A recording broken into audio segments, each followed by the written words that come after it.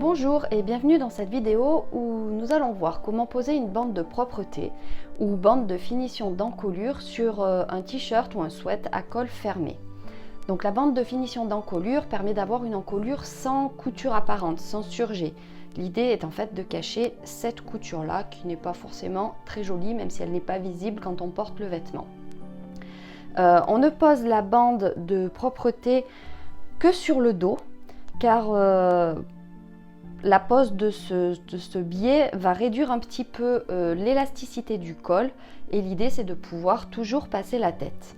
Donc là j'ai préparé mon biais, c'est un biais du commerce que j'ai réduit sa largeur, je l'ai réduit à 2,5 cm parce que vous allez voir qu'au delà on se retrouve avec de la matière supplémentaire qui est inutile. Au niveau de la longueur, ce biais fait à peu près 2-3 cm de plus que la longueur de mon encolure. Donc c'est parti. Donc j'ai préparé le biais, il est ouvert et on a fait un repli à 8 mm à l'une des extrémités. Donc maintenant j'ouvre mon ouvrage, je repère l'épaule gauche qui est ici, l'épaule gauche quand on porte le vêtement. Et je vais poser le biais sur ma couture en partant de la ligne d'épaule gauche. Alors, on va coudre. Quand on va coudre, la couture sera ressortie comme ça. Donc, il ne faut pas épingler en prenant le dos. Donc, je pars comme ça, je le pose. Hop, je mets mon aiguille. L'aiguille permet juste d'assurer le départ. Parce qu'après, quand je couds, je dispose le biais, je le place au fur et à mesure de la couture. Donc on va maintenant coudre à 7 mm, donc au niveau de la couture précédente, au point stretch de la machine à coudre. Donc pour rappel, le point stretch de la machine à coudre, c'est le point numéro 9 chez moi, qui est représenté par un petit éclair. Donc j'ai déjà placé mon ouvrage et je vais commencer à coudre. Donc sans tirer sur le col. Donc j'ai mon aiguille, je l'enlève. Et je couds comme ça jusqu'à l'autre épaule. Donc j'ai bien avancé ma couture et vous voyez que là j'arrive au niveau de l'autre couture d'épaule. Donc je vais replier mon biais comme ça au niveau de la couture d'épaule et je termine ma couture. Voilà. Donc je suis désolée mais j'ai pas fait attention quand j'ai fait la vidéo précédente. J'étais tellement concentrée sur ma couture que j'ai pas vu que mes mains cachaient ce que je faisais.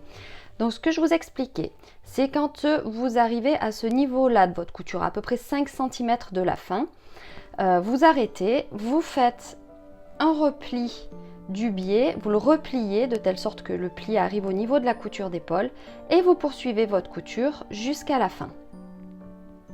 Voilà. Le repli là doit faire au minimum 5 mm, sinon après ça va être compliqué. Et si vous avez trop de matière, vous découpez. Donc ce que je fais maintenant, c'est on rabat la marge de couture vers le buste et on va replier le biais de telle sorte qu'il prenne notre marge de couture en sandwich. Hop. On va mettre un petit coup de fer pour que ce soit bien propre et on peut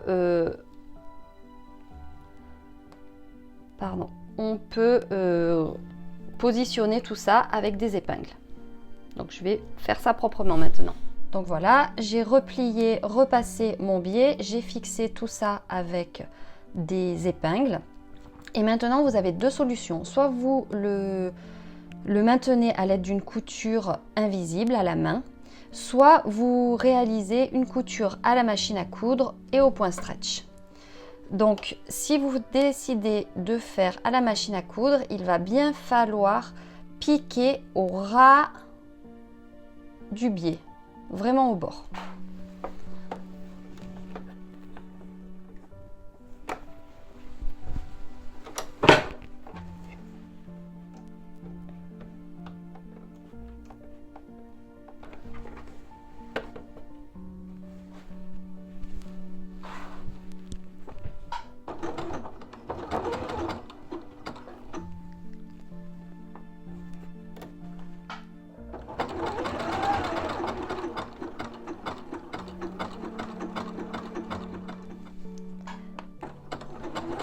Donc je vais doucement pour réaliser cette couture, pour essayer d'être bien minutieuse.